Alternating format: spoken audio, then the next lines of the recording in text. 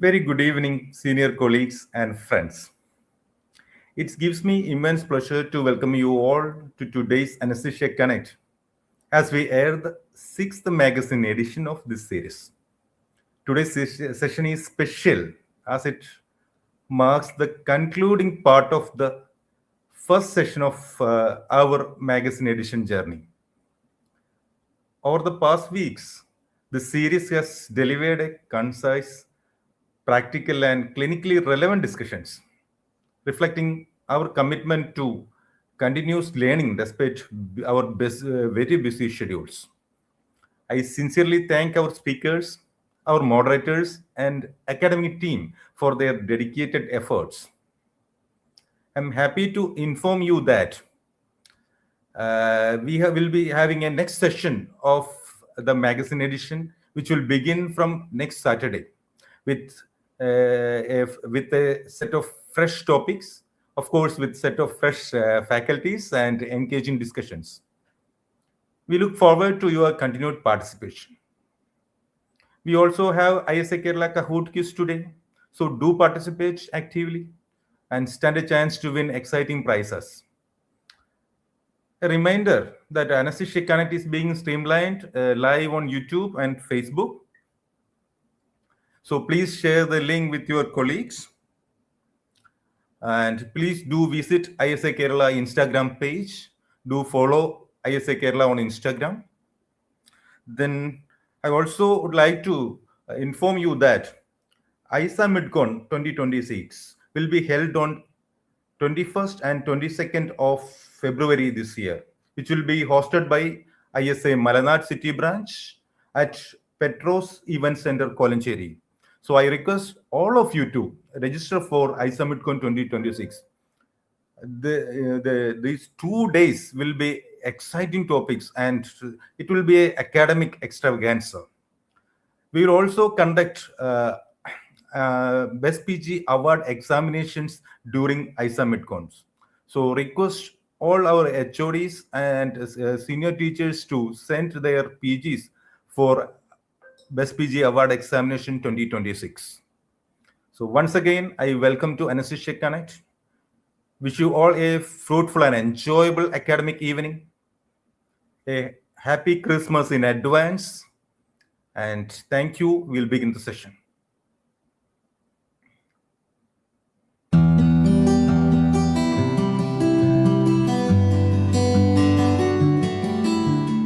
Hello, everyone. Welcome to a special behind the scenes episode of Risk Scripts. Today, we step away from risk scores and step into the lives of the four minds behind this series. Who are they outside the OT? What sparked their interest in perioperative risk? How do they balance academics, creativity, and their real lives? And most importantly, how did this whole shoot come together? So join us as we get to know the panelists behind the charts, the algorithms, the risks, and the scoring systems.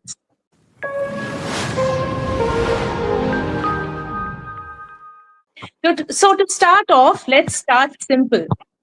I'd like all of you in our panel, the four panelists who helped us through the Risk Script series, Dr. Nimi Raju, Dr. Neetu Tangam Thomas, Dr. Shruti Esterin, and Dr. Anu Thomas.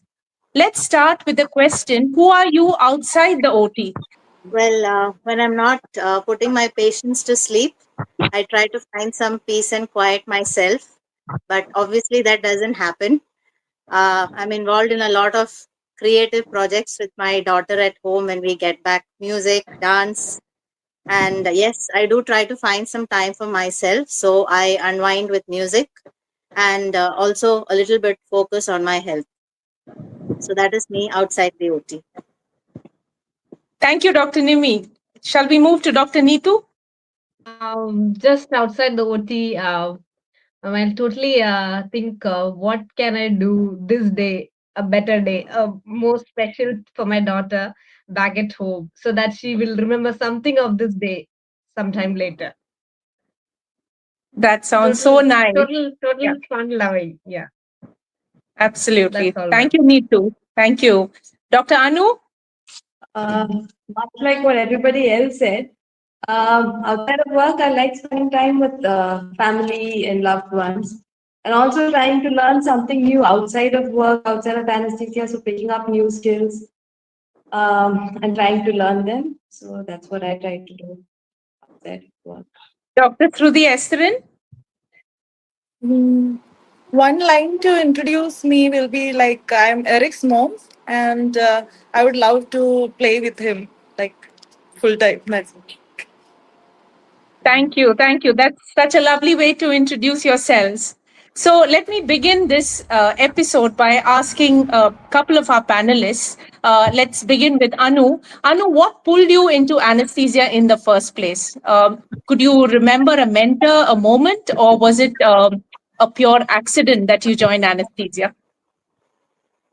Uh, well, it was a little bit of chance, and so while I was working as a junior doctor, I had an opportunity to work in anesthesia. So after MBBS, there's not much we know about anesthesia. But then while working in anesthesia, I was mentored by a wonderful consultant and I got to fall in love with the subject.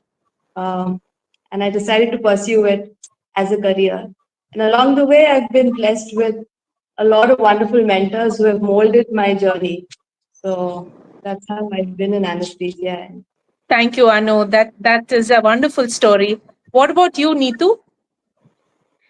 Ma'am, till internship, I didn't have any idea much about anesthesia at all. What was it to be here in this wonderful, uh, uh, branch? But during my internship only, I realized I was posted as an intern in emergency in casualty, and one of the patients were I still remember was wheeled in the casualty had a cardiac arrest.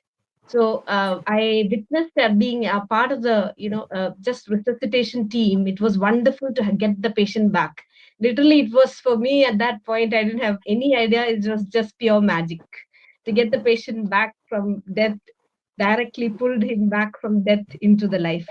And I got that that kick of getting the that full enjoyment. I got that moment. I realized this is the thing which gives me kick every day, from death and life situation and getting back the patient into life. Then I was 100% sure that I want only this. That was the moment I realized. That's really nice to That was hear. Thank you for sharing that story, Neetu. Right. Now, yeah, moving yes. on, Nimi, each of us has a niche area, isn't it, where we like to practice, particularly within anesthesia. Now, what area of anesthesia gets you genuinely excited and why? I'm generally very fond of children. So I really enjoy doing pediatric anesthesia. And what I really like about it is that it's a combination of vigilance, precision, and empathy, which is required in equal measure. And each clinical case, there's a lot of clinical and emotional challenge that goes into it, especially deciding the dose of the drugs, the airway equipments, even up to the pain-free recovery that a child has. So what is really rewarding is the resilience that the children have, and they are healing recovery process. So that is what gives me real joy in doing pediatric anesthesia. Similarly, transplant anesthesia, it's like blowing life into a person. So it's the pinnacle of perioperative medicine, I should say. You have a complex physiology, you have a multidisciplinary team involved, very difficult decision making involved in dealing with these kind of patients. So yeah, so it is our heart skips a beat in these kind of moments, but then it's very challenging and it's very motivating to handle these kind of changes. So pediatric and transplant anesthesia is my area of interest. Right. What about you, Dr. Shruti Esterin?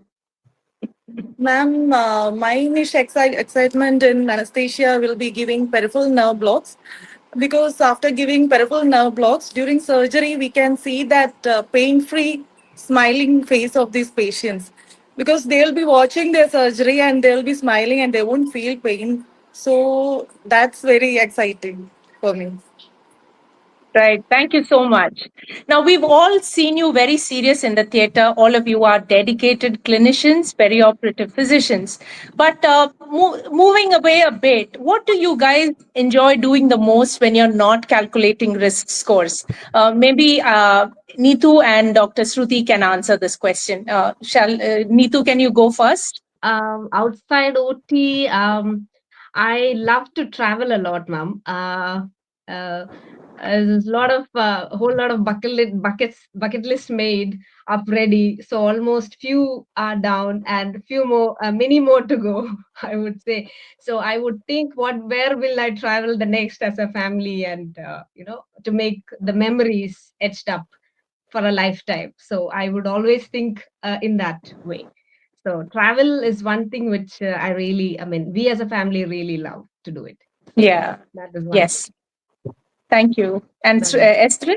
Ma'am, outside OT, we friends usually discuss about like new trends, fashion trends, or new shades of lipsticks that they have found, or what our kids have done at home, their naughtiness, all those things. That's it. Thank you. Thank you, Shruti. Right. So, moving on to our risk scripts shoot, isn't it? It was a first time for all of us. And all of us really learned as we went along doing this whole series. Now, coming to Anu, what was the hardest part really of shooting this script? Risk script series. I mean, what was it that was hard? Was it the timing, the script, keeping a straight face, memorizing those lines? What was it like for you? Yeah, sticking to time is a huge challenge, especially when you want to, like, cover up, make a solid point, and you have very limited time. So, and covering content and sticking to script, as you said.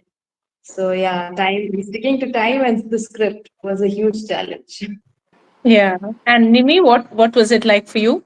Um, I mean, this was not the first time I'm doing a presentation online, so I didn't have any issues before the video was taken. But on the day, there were a lot of technical issues. The day the video was supposed to be taken, I was in the hospital. There was no net connection there. I came home, the laptop crashed. Both the laptops crashed. Then finally, when everything was ready and set, and I was halfway through the video, my daughter just came in and said, "Hi, what's up?" And then I had to cut off the whole thing. And then I had to lock her up in a room and tell her to sit quietly for 10 minutes till I finished the whole thing. Yeah, so on that day, almost everything went wrong. And of course, it was a hard day in hospital also. And I came back at 5, so I had to finish off the whole thing within 10-15 minutes.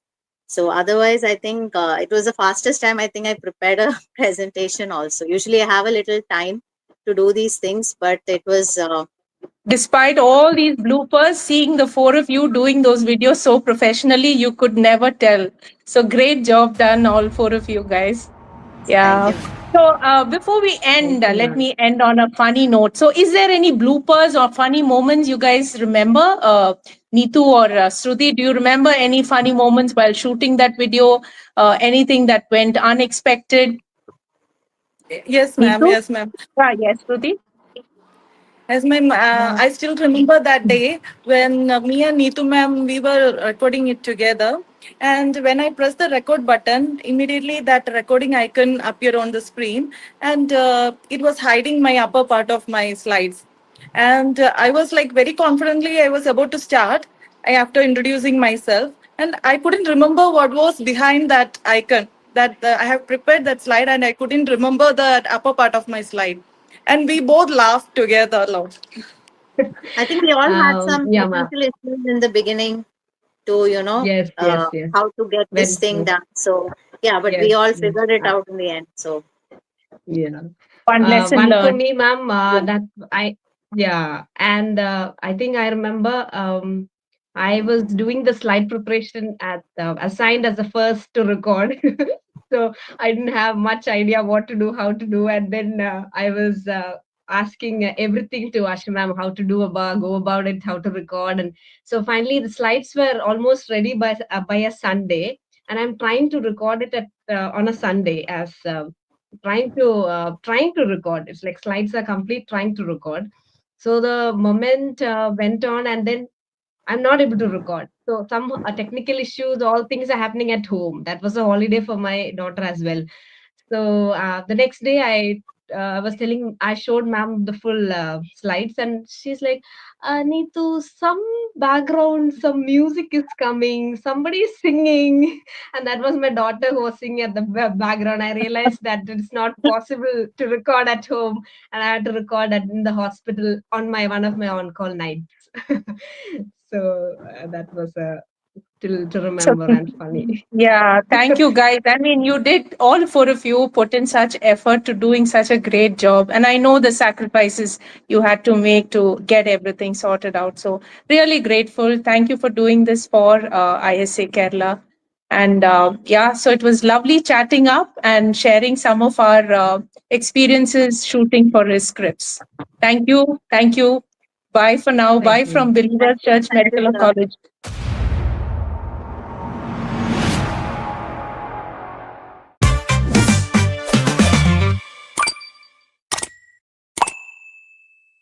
Good evening, my dear friends.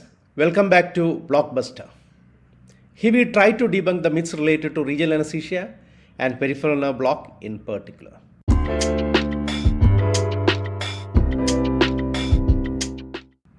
This is the sixth and last episode of this series. All previous episodes are available in the YouTube channel of ISA Kerala State Chapter under the title of AnaesthesiaCONNECT. I request all of you to visit and place your valuable comments so that we can improve on content and quality of presentation of this academic platform, AnaesthesiaCONNECT. Let's move on to today's topic. That's the myth number 6. Ultrasound guidance completely eliminates nerve injury. But the reality is, despite ultrasound guidance, nerve injury persists. Studies show that there is no convincing evidence that any modality, that is ultrasound, nerve stimulator or landmark, 100% effectively prevents nerve injury. The risk of nerve injury remains the same even with ultrasound due to limitations in the resolution of the images of present-day clinical ultrasound and inter-operator and inter-patient differences. The cross-section of the peripheral nerve and types of mechanical nerve injuries. We already discussed in previous Blockbuster series. We will quickly go through very important features. The peripheral nerve is comprised of 3 types of cells. That's a neuronal, glial and structural. Neuronal are the peripheral nerves, conveys signals from the spinal cord and the body. These are and the glial cells which covers the neuron. That is the Schwann cells, and which covers actually myelinates the neurons actually. And the stromal cells which cover with the endoneurial fibroblasts covers gives a structural support to that cells. We have 3 types from inner out to outer. We have 3 connective tissue layers. The first one, that innermost one, which covers the individual axon with myelinated nerve, which individual axons with myelin sheath is covered. That covering we call it as an endoneuria. Then the axons unite to form the fascicles, that the entire fascicle is covered with a perineurium connective tissue layer, and the entire nerve, that is different fascicles and blood vessels and will be there inside. That the entire nerve is covered with epineurium. So the outermost covering is epineurium. Then we have a perineurium which covers the fascicles and endoneurium which covers the axons. So move on to the types of mechanical injury. The first one is the mechanical injury. The mechanisms wise, the first mechanism is mechanical injury is mainly due to the needle trauma. As far as the peripheral nerve injuries is concerned, we are more worried about this type of an injury, that is a mechanical injury. Here if you are accidentally, our needle is entered into the nerve, can cause the injury. That is ultimately the injury of the fascicles. The long bevel needles. The problem with the long bevel needle is that even with ultrasound, we can see the nerve very close to we can see the needle very close to the nerve, but we may see the needle is very close to the nerve and just pierce the epineurium, but in fact the because of the long bevel, the tip of the needle may be very inside the nerve and maybe inside the fascicle, or even is rupturing the or injuring the axons. And transverse needle entry, if you are introducing it transversely to the nerve, there is a more possibility of the damage of the fascicles and axons. Then of course the longitudinal has got a least injury. The bigger gauge needles like 18 or 17 or 18 gauge, the bigger needles has got more chance of axonal and fascicular injury, and needles less than the 22 to 22, 23, 24 and all has got a minimal effect. Injection, that is due to the injection pressure on the injection. The high pressure of the intraneural injection creates a mechanical rupture of the protective perineurium, the connective tissue which covers the fascicle we already discussed, and ultimately exposes the axon to the neurotoxic effects of the local anesthetic agent. The critical threshold appears to be the 60 pounds per square inch. And systemic reviews says that around 40 to 70% of the clinical injections consistently exceed this threshold, that is more than 20 psag, and more significant if it is more than 30 psag. Then ischemia means compromised blood flow. The blood flow is affected, maybe due to the compression, maybe due to the tourniquet, and maybe due to the edema on that. So here the elevated intraneural pressure from either from injection, mechanical compression and all compromises the microvascular supply of the nerve. So ischemic injuries will resolve quickly if flow is restored within 2 hours. And prolonged ischemia can cause metabolic stress and nerve conduction defect, and extremely can have a permanent neurological damage. The last and important one is a neurotoxic. Here the intravascular injections, a needle enters into the fascicles, that is injuring the fascicles and axons, and local anesthetic depositing there. So the multiple mechanisms there, by disrupting the calcium hemostasis, reducing the mitochondrial metabolism, and increasing oxidative stress, and directly increasing the cell death rate. Here very interesting point is that these effects are dose dependent, with low anesthetic concentrations inducing neuronal apoptosis, and high concentration causes necrotic cell death. So all our idea is to reduce the local anesthetic dose, that's a concentration and volume. So these are the sudden central and nerve injury classification. Here the first one is a neuropraxia, is just myelin sheath is affected, axon is intact, and second one axonotemesis, axon is cut but the endoneurium is intact, and third one is axonotemesis, third one is an axon plus endoneurium is affected, even though the other 5 grades are there, but initial grades complete recovery, and fortunately the 1, 2 and maximum 3 are the major type of injuries what we seen in peripheral nerve injuries, and recovery is very promising. Ultrasound, of course, it has got plenty of advantages. I can visualize the nerve. I always say that therefore for a successful nerve block we need 3 things. One, there should be a nerve, and second thing is your needle should reach very near the nerve and not into the nerve, and third thing is local anesthetic should spread around the nerve. All these 3 things are possible with ultrasound.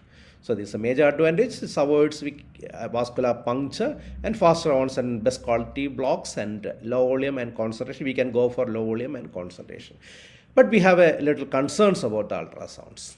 The current ultrasound technology does not adequately resolve to distinguish between the interfascicular and intravascular injection. We can have a interfascicular injection to some extent we can allow, but if we can't differentiate whether it's in the interfascicular or intravascular. And another big problem is that very good sign of in the injection drug injection needle inside and in an injection inside the nerve is a swelling of the nerve. Especially in you see in a sciatic nerve block and all, if you inject on left side of the, just pierce the epimysium on left side, then all neural content will be pushed to that the right side, and if you inject on right side, it will push to the left side, and top it will drop down, and at the bottom it will float up. so that we can clearly see the drug spread around. But if you're injecting into the nerve, the nerve will, you will see a swelling of the nerve. But the unfortunate thing is that once we observe this telltale sign of swelling of the nerve, the mechanical and chemical insult has already been happened to the neural tissues, can result in transient nerve damage, and very minor cases can have a permanent damage. So we cannot distinguish between the intervesicular and intrafascicular. Then we have a neurological conditions, diabetes and systemic factors, hypertension, smoking, peripheral occlusive vascular disease, and advanced stage. We have a compromised axonal function and compromised nerve, and many reasons, many predisposing injuries might have already been there, and should be careful on that. And vascular injury, the last, even if you're using ultrasound, do a color Doppler and verify the proximity of the vascular structure and frequent aspiration allocations before embarking into the block. So to summarize, the ultrasound does definitely reduce the that's a systemic toxicity of local anesthetic. Pneumothorax is definitely reduced, and hemidiaphragm paralysis also, and then vascular injury is got reduced. But it does not reduce the peripheral nerve injury. And studies show that no significant difference with either landmark or nerve stimulator with the peripheral injury. We already discussed the limitation of ultrasound, whether it's inside, it's intervesicular or intravesicular, to differentiate this thing. Why the disconnect? The peripheral injury is multifactorial. That is, a visualization alone does not address the dose, injection technique, patient vulnerability, all depends. So the real solution is multi-layered solutions. There is a hydrodissect and proceed, pressure monitoring, reduced dosing, and patient selection. So some of the clinical pearls, once again we are highlighting that point, is a multimodal approach of injection, that is ultrasound plus nerve stimulation plus pressure monitoring, injection pressure monitoring. Nerve stimulator is especially useful in deeper blocks like lumbar plexus and sacral plexus blocks and all. Pressure monitoring also you should implement on that whenever possible. And patient selection and informed consent, document the existing problem, especially patient who have a neurological deficit, patient is on trauma, document the existing neurological damages, then explain the possible outcome. There's a possibility of nerve damage or prolonged paralysis, paresthesia and all, and in compromised conditions but weighing the demerits of regional anesthesia and general anesthesia, we should take an informed consent also. And the training portion also, we have even though we have a certain limitation of ultrasound got a great advantage that with the simulation training you should get trained on with simulation and other things. Technological advancements like AI assisted ultrasound is coming up, injection pressure devices are coming up, and 3D and 4D images are coming up. These are the future there. So the very important point is, at any cost you should avoid intravesicular injections.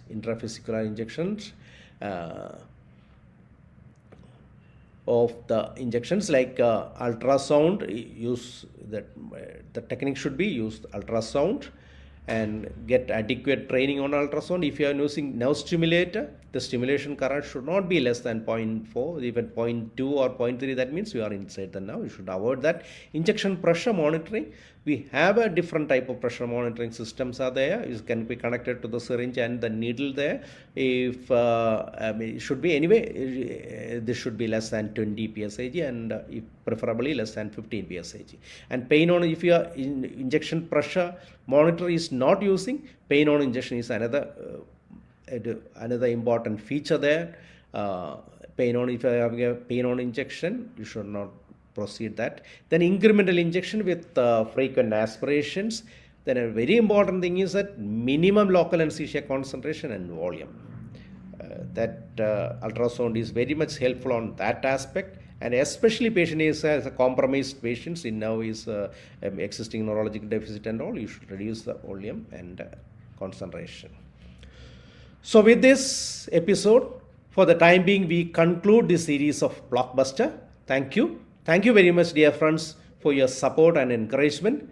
And my special thanks to our team, Dr. Benil Isaac Matthew, the President of ISA Kerala State Chapter, Dr. Vinish Venugopal, the Secretary, and Dr. MC Rajesh, the Editor, and last, my dear friend, Dr. Sanish PJ, the man behind the Anesthesia Connect. Thank you all, my dear friends. See you later with another interesting topic. Until then, I am Dr. Sajeesh signing off. Goodbye. This is Anesthesia Connect by ISA Kerala, a platform where learning meets reflection and where concepts, people, and passion come together.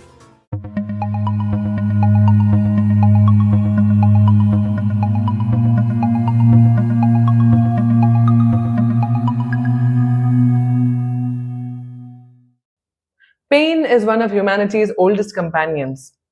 It is often invisible, cannot be measured in milliliters, weighed in grams, or seen on a monitor. And yet, for our patients, it remains one of the most powerful experiences during surgery. And as anesthesiologists, we stand at the forefront of pain management. In today's episode, we explore how this understanding of pain came to be, and how one anesthesiologist would challenge the beliefs and transform the science of pain medicine forever. Today, we revisit the legacy of Dr. Henry Noels Beecher, the anesthesiologist whose work continues to influence pain management, safeguard patients' dignity, and laid the foundation of medical ethics. I am Devi Padmakumar, and welcome to episode 6 of the Anesthesia Chronicles, where we discuss stories that truly matter from all walks of anesthesia.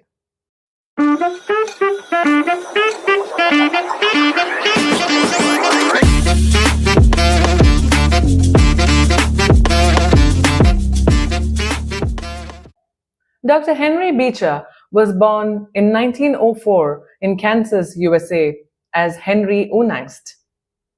He changed his name as a young adult to avoid anti-German sentiments during and after the World War, pursued an engineering degree at the University of Kansas before moving to Harvard Medical School, where he was introduced to the new and upcoming field of anesthesia through his curiosity about consciousness. Anesthesia as a specialty was still emerging, but he was drawn to the profound mystery of awareness and sensation of why pain exists and how anesthesia alters perception. By World War II, Henry Beecher had become one of Harvard's leading anesthesiologists. His expertise brought him into US Army's Medical Corps, where he would serve at the 16th Evac Hospital, treating wounded soldiers in field hospitals close to combat zones. What happened subsequently would change the future of pain medicine forever. The battlefield offered Beecher an unexpected laboratory. Soldiers arrived with devastating injuries, shattered bones, burns, penetrating trauma. Yet many refused analgesia or required significantly less morphine than compared to a civilian surgical patient. "Sir, are you not in pain?" Beecher asked a soldier with a severe compound femoral fracture who was clearly suffering. "Doc, I'm hurting," the soldier replied, "but I'm going home, and that's all I care about." Beecher was stunned. How could this severe injury produce less perceived pain? And why was a civilian with minor injuries begging for analgesia? Beecher proposed a radical explanation for this, that pain is not solely caused by tissue injury. Instead, it is mediated by interpretation, context, and emotional state. The soldier's relief came from the feeling of hopefulness, the meaning assigned to survival. This observation began the shift from a purely physiological pain model to a biopsychosocial one. In another field hospital, due to a supply shortage, a nurse handed over Beecher a syringe filled with normal saline instead of morphine. Time was short and the mistake was unspoken, and thus the saline was injected as an analgesic. To their surprise, the patient reported an improvement in his pain symptoms. Astonished, Beecher began studying this phenomenon systematically. In 1955, he published The Powerful Placebo, demonstrating that expectation alone could relieve pain in approximately 1/3 of the patients. This transformed clinical trial methodologies. Control groups became essential, double-blind placebo trial designs emerged, and psychological modulation of pain gained scientific legitimacy. Pain medicine thus advanced rapidly in Beecher's wake. For centuries, pain had been viewed as a direct neural transmission. Stimulus at one end produced pain at the other. Before Beecher, the mid-20th century medical world believed that pain intensity is equal to tissue damage, and relief is drugs, mostly opioids. Psychology had little to no role in pain control. The famous Descartes' rope and bell model dominated thinking for centuries. Beecher's work opened the door to the idea that pain is psychological, physiological, contextual, and social. This set the stage for new theories, especially the gate control theory of pain by Melzack and Wall, who in 1965 proposed that pain signals are gated in the spinal cord. The brain can amplify or dampen them. This was revolutionary and still underpins chronic pain therapy today. The placebo effect was one of Beecher's greatest contributions to pain science. Beecher showed that placebo is not fake medicine. It is a real neurobiological response. So this directly influenced modern analgesic trials, double-blinded studies, the science of central modulation of pain, and cognitive behavioral pain therapy. Thanks to Beecher's foundational insights, pain medicine evolved rapidly through the 1960s to 2000s. Multimodal analgesia became popular. Instead of relying only on opioids, clinicians began combining NSAIDs, acetaminophen, regional blocks, ketamine, gabapentinoids, and alpha-2 agonists. Advances in nerve blocks and epidurals shifted pain control from systemic to targeted therapy. Chronic pain was no longer seen as prolonged acute pain, but a neurological syndrome involving sensitization, plasticity changes, and central amplification. Beecher did not invent modern pain management, but he opened a door through which an entire specialty stepped into. The 2000s turned regional anesthesia into a precision specialty. Beecher's concern and practices was not just limited to the field of pain, but also to the conduct of clinical research. He became increasingly alarmed by unethical experimentation exposed through investigations and personal encounters. In 1966, he published Ethics and Clinical Research, identifying 22 studies involving unethical practices and arguing that informed consent must be fundamental. This catalyzed major reforms, including formal consent standards, institutional review boards, recognition of patient autonomy, and ethical oversight in human experimentation. Through his works, Beecher could connect with pain, dignity, and vulnerability of his patients. For anesthesiologists, this intertwined clinical responsibility with moral obligations. Pain relief was once seen as an optional courtesy. Today, it is a duty woven into every anesthesiologist's role. From the battlefield insights of Henry Beecher to the multimodal patient-centered strategies of modern practice, we have come a long way from thinking that pain is just a simple linear signal. We now know that pain has multiple levels and layers, and it is a human experience demanding empathy, science, concern, and vigilance. As we conclude this final chapter of the Anesthesia Chronicles, we are reminded that our specialty is more than just physiology and pharmacology. It is the presence at the patient's most vulnerable moment. Across the series, we have traveled through centuries of discoveries, controversies, and innovation. We have stood behind pioneers who dared to ask difficult questions. And through stories, we have seen that anesthesia is not a hidden art. It is the conscience, the science, and compassion of modern medicine. To everyone who joined us on this journey, a big thank you. Creating this series for Anesthesia Chronicles has been more than just research and narration. It has been a voyage through our past, a celebration of our profession, and a good reminder of why we chose this path. So filming these episodes, discussing with colleagues, sharing ideas, and rediscovering forgotten stories was a truly memorable experience. As the lights dim and the cameras pack away, we leave inspired by our past and hopeful for the future of our profession. This is Anesthesia Chronicles signing off. This is Anesthesia Connect by ISA Kerala, a platform where learning meets reflection and where concepts, people, and passion come together.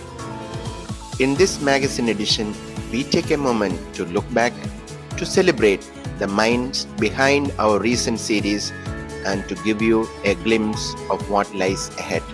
Welcome to the final One of our episode most of our impactful series on in Risk recent Scripts. weeks was Risk Scripts, presented by Dr. Ashu Sara Mathai and colleagues from Believers Medical College. This series beautifully demonstrated how risk scoring systems are not just numbers or checklists, but powerful tools when interpreted thoughtfully in real world anesthesia practice. The team took us beyond the scales, adding clinical judgment, context, and clarity, making risk assessment practical, relatable, and engaging. Today, we had the opportunity to get to know the panelists behind Risk Scripts and to understand the thought process, the teamwork, and effort that went into creating this series. Alongside Risk Scripts, we were privileged to feature 3 other remarkable series.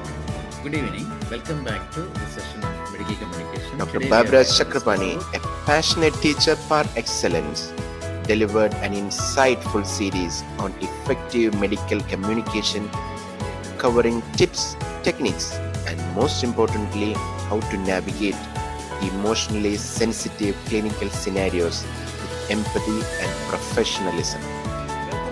Dr. Sajesh Gopalan, an accomplished speaker, a sought-after faculty in regional anesthesia, and a senior ISA official, took us through myths and realities in regional anesthesia in his engaging series titled Blockbusters.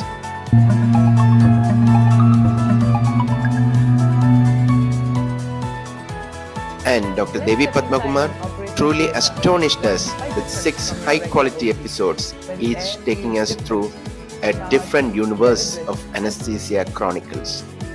What makes this even more inspiring is that the scripting, presentation, shooting, and editing were all managed single-handedly by this young and vibrant anesthetist.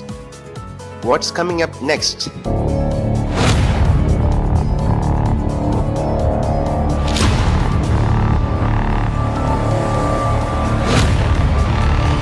Today we got to know the team behind Risk Scripts. Next week we look forward to a chit chat with the lead faculty of the other 3 series, where we hope to learn more about them and the making of their respective episodes. And from next week onwards, Anesthesia Connect magazine edition will be back with a brand new set of series and an exciting lineup of topics. Our beloved Dr. Gurudat CL will deliver a series on gas loss and anesthesia, bringing fundamentals to life with clinical relevance. Dr. Kavita Girish will focus on events and iconic personalities from the history of anesthesia, reminding us how far our specialty has evolved. Dr. Vinitha Gopal will join us with anecdotes and clinical pearls from chronic pain, blending experience with everyday practice. And Dr. Geetu Krishna will take us through curves and graphs in anesthesia, an engaging and much needed series, especially for postgraduates and exam aspirants. So stay tuned, keep learning, and keep connecting.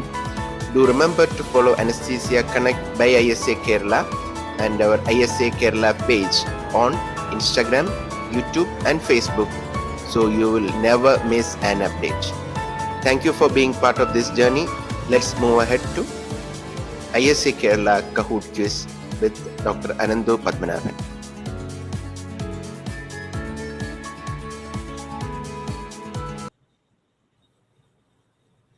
Very good evening to one and all. I welcome everyone to our Kahoot quiz for the day. I request everyone to join the quiz using the pin that is being shown on the screen. And that we can start.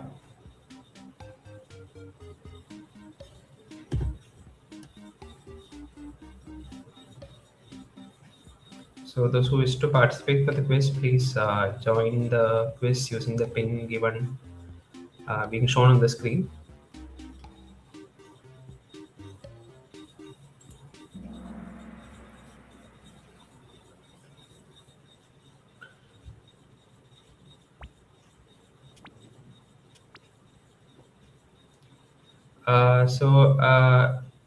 First, we will declare the winners for the quiz conducted the previous week. So, as you all know, we are conducting this series of quizzes with a cash prize of ₹1,000 for the winner, and e-certificates will also be provided for the top 3 finishers of the quiz. So the winner of the last week's quiz is Dr. Manjusha from MOSC Medical College. I would like to congratulate her for topping the quiz and winning a cash prize of ₹1,000. We also have Dr. Muthukumar from Coimbatore, who is the first runner-up of the quiz for last week. And we also have Dr. Shruti RS from Trivandrum, who is the second runner-up, and all of certificates. Now we can start with today's Kahoot quiz. So before starting, I would like to request all of you to set your nickname to your name's first 4 letters followed by your phone number. This will aid us in easy identification of the winners. And also, I would like to mention that the 5th question of this quiz will carry double the points. So the last question can really swing the quiz in your favor. So please pay particular attention. And also, the participants are requested to focus on your Kahoot screen instead of the live stream for a seamless experience. So it can avoid any sort of delays or any mismatch between the streaming and the Kahoot quiz. So please focus on your Kahoot screen instead of the YouTube stream. So with that, we can start with the quiz. First question is, which of the following is a risk model? A, RCRI, POSSUM, ARISCAT, or STOPBAN? So which of the following is a risk model? So we have all the participants have given their answer, and POSSUM is the right answer. So POSSUM is a risk model and not a risk score, unlike the other 3, RCRI, ARISCAT, and STOPBAN. These are all risk scores. RCRI is used for cardiac risk assessment, ARISCAT is for post-op pulmonary complications, and STOPBAN is used to assess a patient's risk for developing obstructive sleep apnea. So move on to the next question.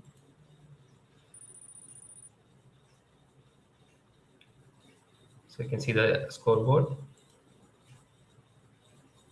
The next question is, a 72-year-old man with type 2 DM on oral hypoglycemic agents and prior history of MI is planned for a right hemicolectomy.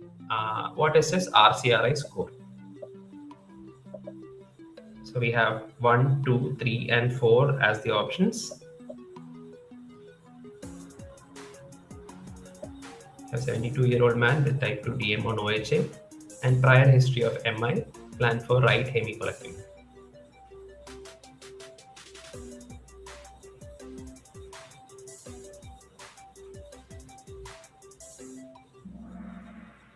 So we have a mixed response for this question. So the answer for this question is 2.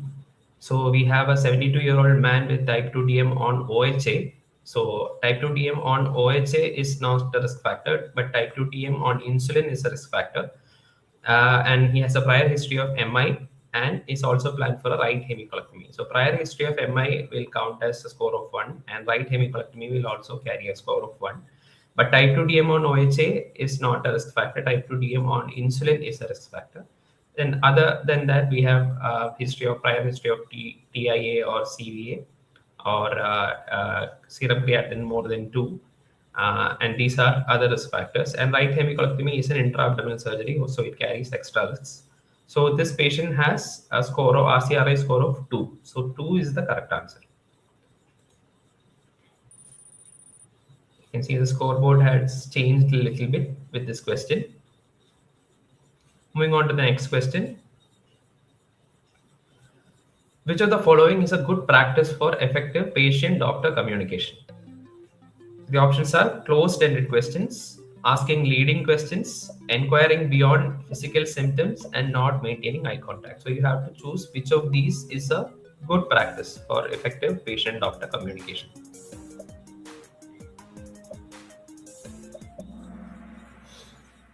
Okay, we have the responses are in, and correct answer is inquiring beyond physical symptoms. So asking closed-ended questions, asking leading questions, and not maintaining eye contact are not good practices to establish good patient-doctor communication. But inquiring beyond their physical symptoms, also looking into the emotional aspect and the mental health aspect, is a very good practice for establishing effective patient-doctor communication. So we move on to the next question.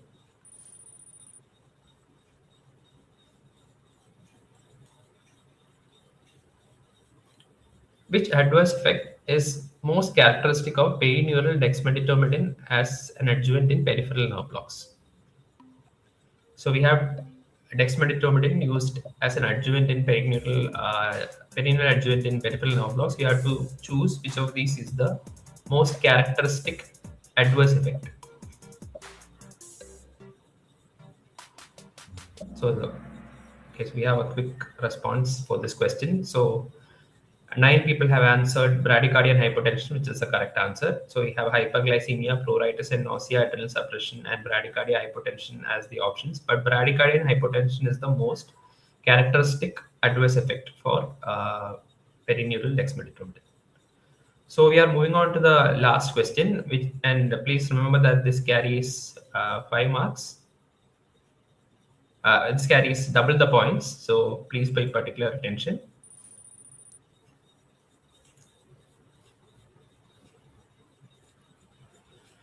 So in pre-op planning for omphalopagus twins sharing a liver, preparation most critical to chest for cross circulation is 1. Identical weight-based drug doses to each twin without adjustment. Be relying on separate monitoring alone, using a small test dose of rapid-acting and contralateral monitoring, and simultaneous intravenous infusion. So which of these will help in detecting cross circulation in a pair of omphalopagus twins? 5 more seconds to answer. Okay, so 8 people have answered using a small test dose of rapid-acting drug and contralateral monitoring. So this will help in identifying any cross circulation present between both of the twins, so we can be mindful when we are giving any sort of anesthetic drug.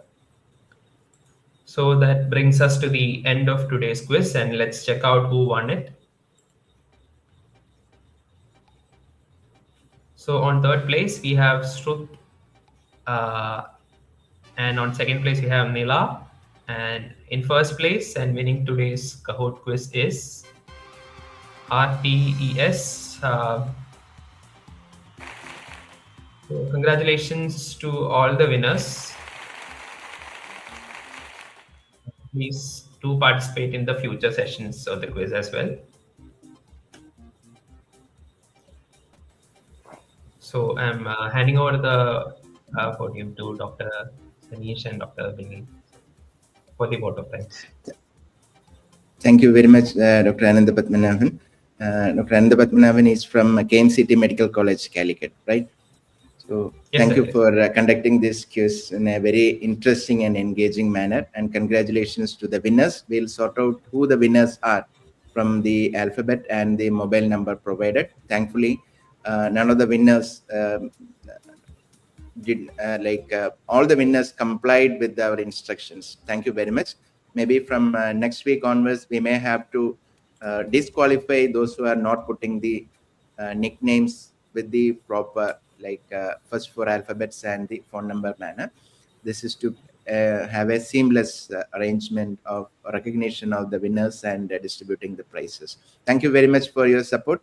The support for the Kahoot quiz has been accelerating, and I request all the senior faculty to encourage especially postgraduates, because remember that the quiz is not only for the postgraduates, it's for all the anesthesiologists. So it's a festival It's a celebration of academics by ISA Kerala.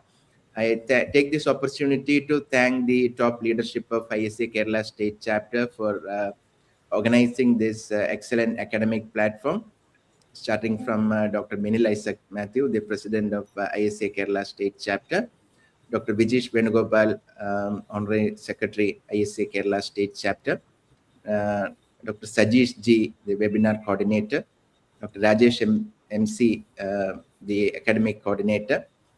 And I especially thank all the panelists, lead faculty for the series episodes in their first set of series in Anesthesia Connect in the magazine edition, starting from the team Believers Church Medical College, headed by Dr. Ashu Saramathai, Dr. Babiraj, Dr. Sajesh G, and Dr. Devi Padmakumar. As mentioned before, we'll have a new set of episodes, new set of faculty starting from next week. Until we meet next Saturday at 7 o'clock, it's goodbye from Team Anesthesia Connect. Dr. Benil, any closing comments from your side? I just want to inform you that we are hosting ISACON 2026 at Trivandrum. So to avail the early bird registration tariffs, you should register before 31st of this month, 31st of December. So please do register. Join ISACON 2026 with ISA Kerala. ISACON is our national conference. And we are also organizing ISAMedCon 2026 at Kolancheri, which is very near to Ernakulam, Cochin, and the dates are 21st and 22nd of February. So please do register for ISAMedCon. And PGs, we are conducting a Best PG Award examination along with ISAMedCon. So please do register for the ISAMedCon and join for the examination. That's all. Okay. So thank you all for joining us today, and good night. Night.